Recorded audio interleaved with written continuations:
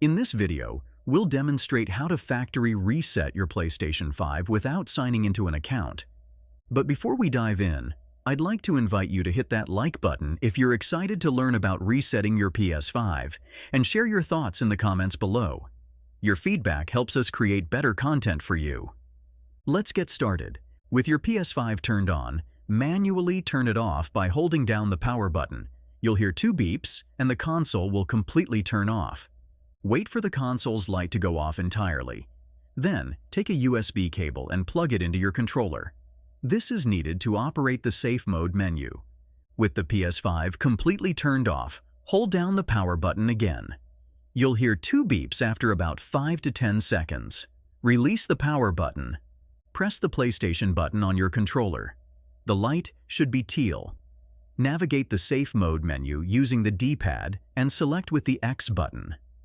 In the Safe Mode menu, choose option number 7, which is Reset PlayStation 5. Note that this action will delete all users and data from the console. If you're selling or buying a used PS5, this method can be helpful. The reset process might take about 10 to 15 minutes to complete.